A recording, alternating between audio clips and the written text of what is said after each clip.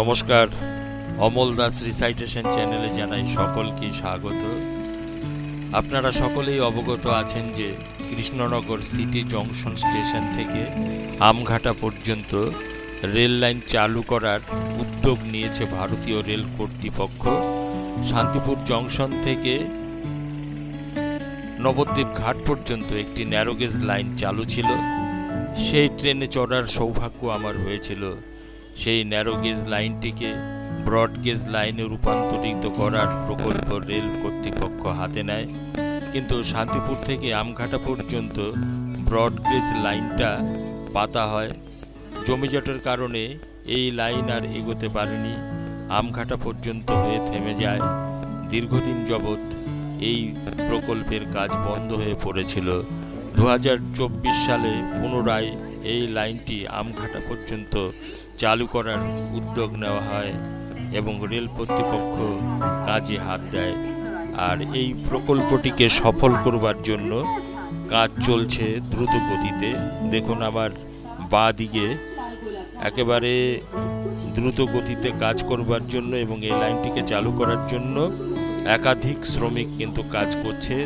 রেলের যারা কর্মচারী আছেন, দেখুন এখানে কাজ চলছে। এখানে হচ্ছে সিগন্যালিং এর কাজ, অর্থাৎ শান্তিপুর থেকে এই লাইনটিকে সোজা নিয়ে যাওয়া হবে আমঘাটা স্টেশন পর্যন্ত।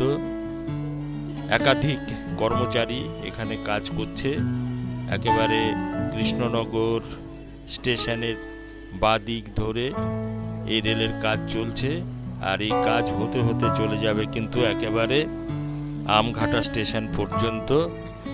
প্রথম পর্যায়ে আমঘাটা পর্যন্ত চালু করা হবে এই রেলটি।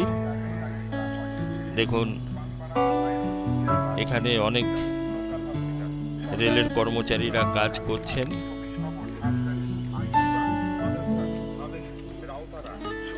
আমার পেছন দিকটায় ক্রসিং এর কাজ চলছে আর আমরা ধীরে ধীরে এগিয়ে যাব।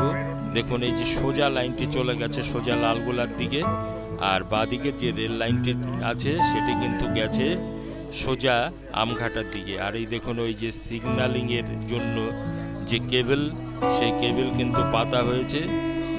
রেল লাইনের ধার দিয়ে গর্ত করে সেই কেবল পুঁতে নিয়ে যাওয়া হবে আমঘাটা পর্যন্ত। সেই কাজ কিন্তু এখানে চলছে। দেখুন এই যে একাধিক কেবল রয়েছে, এই কেবলগুলোকে মাটি খুঁড়ে গর্ত করে নিয়ে যাওয়া হবে আমঘাটা পর্যন্ত। এগুলো সিগন্যালিং এর তার এবং অন্য অন্য তারও আছে এর সঙ্গে, যেটা রেল কর্তৃপক্ষই বলতে পারবে এবং ইঞ্জিনিয়ার রয়েছে তারাই কিন্তু জানেন এই কেবলগুলি দিয়ে কি কি কাজ হবে। আমি ধীরে ধীরে এই লাইন ধরে এগিয়ে যাচ্ছি।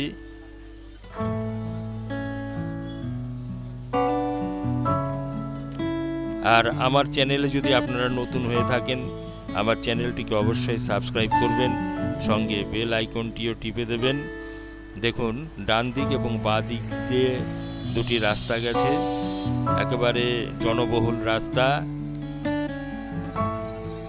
এই লাইনটা সোজা চলে গেছে আমঘাটার দিকে।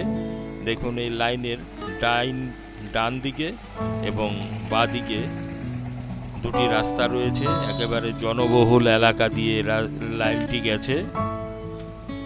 আমি এই লাইন ধরে সোজা হেঁটে এগিয়ে চলছি। এই লাইনে কিন্তু এখনও ট্রেন চলাচল শুরু হয়নি। ইলেকট্রিকের তার লাগানো হয়ে গেছে, লাইনের স্লিপারগুলোকেও ঠিক করা হয়ে গেছে, পর্যাপ্ত খোয়াও আছে এই লাইনে। মাঝে মধ্যে দুই একটি ট্রেন ট্রায়াল দেওয়ার জন্য চলছে। দেখুন এই যে 34 নম্বর জাতীয় সড়ক, যেটি এখন বর্তমানে 12 নম্বর জাতীয় সড়ক হিসাবে পরিচিত, রেল লাইনটিকে ক্রস করে বেরিয়ে গেছে। আর এখানে কিন্তু একটি রেল গেটের বিশেষ প্রয়োজন। এদিকে যে ফ্লাইওভার তৈরি করা হয়েছে, ফ্লাইওভারের দুই দিকে রয়েছে সার্ভিস রোড। এই সার্ভিস রোডের ওপরে কিন্তু রেল গেটের বিশেষ প্রয়োজন। এখানে কিন্তু এখনো পর্যন্ত রেল গেটের লাগানোর কোনো চিহ্ন দেখা যাচ্ছে না, তবে এখানে ট্রাফিক পুলিশ রয়েছে, তারাই কিন্তু বিষয়টা দেখছেন এবং নিয়ন্ত্রণ করছেন। উপর দিয়ে ফ্লাইওভার, নিচ দিয়ে দুদিক দিয়ে সার্ভিস